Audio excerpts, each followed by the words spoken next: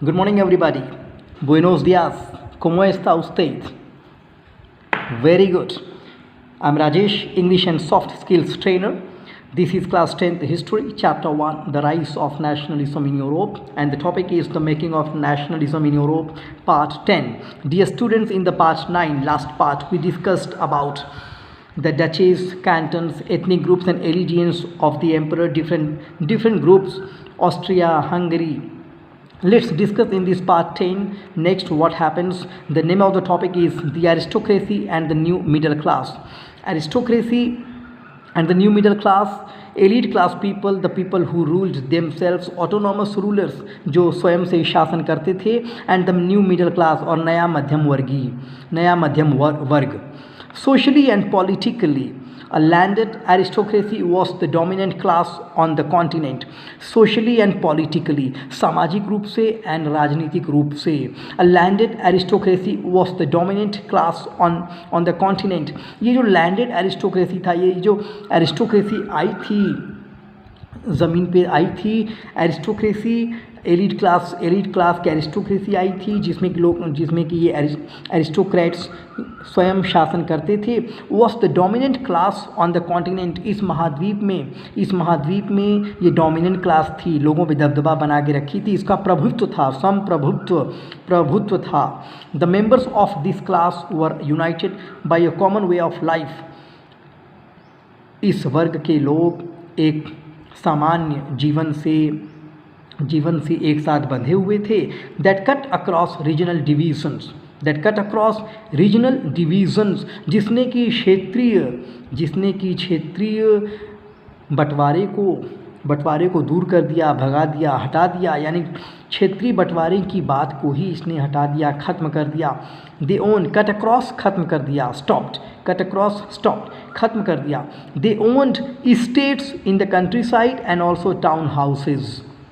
दे owned, ये मालिक थे किसके? स्टेट्स के. Dear student, estates here ESTATES, estates means land, plots of land. ये प्लॉट्स ऑफ लैंड्स के मालिक थे इन द कंट्री साइड, देश में भी, एंड ऑल्सो टाउन हाउसेज, और टाउन हाउसेज में भी, कस्बों में भी. They spoke French for purposes of diplomacy and in high society. ये फ्रेंच लैंग्वेज बोलते थे किस पर्पस के लिए? उद्देश्यों के लिए. Diplomacy and in high society, राजनीति के लिए एंड कूटनीति के लिए, एंड हाई सोसाइटी, और एक ऊंचे समाज के लिए. Their families were often connected by ties of marriage.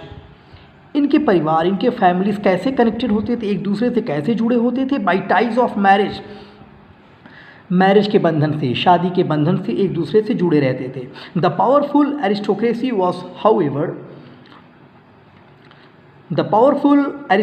Was however numerically a small group.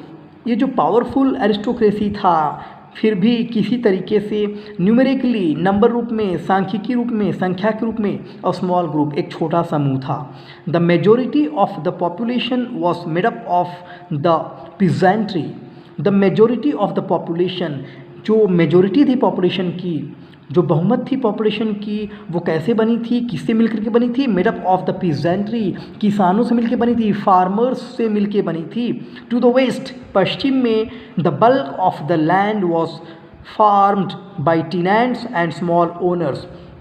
पश्चिम में एक बड़ी मात्रा में जो ज़मीन, जो लैंड, फार्म्ड, जुताई की जाती थी, जिसमें कि अनाज बोए जाते थे.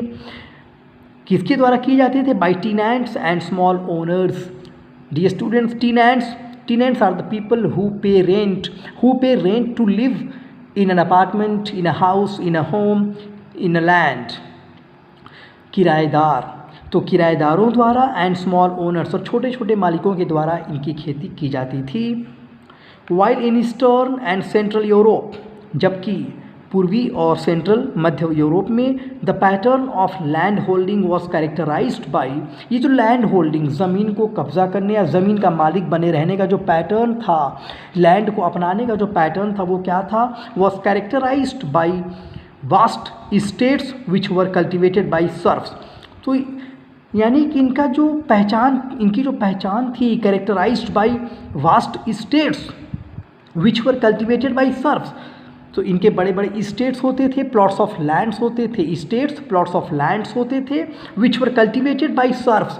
और इन प्लॉट्स ऑफ लैंड्स में कल्टीवेशन, खेती कौन करता था, फसलें कौन उगाता था, सर्फ्स।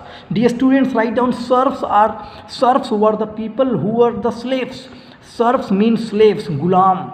सर्फ्स होते थे, गुलाम होते थे। यूजुअली दे हैपेंड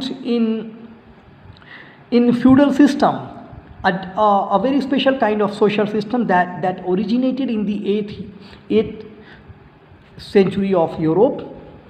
तो ये सर्फ्स, ये स्लेव्स होते थे, इनके द्वारा ये खेती की जाती थी।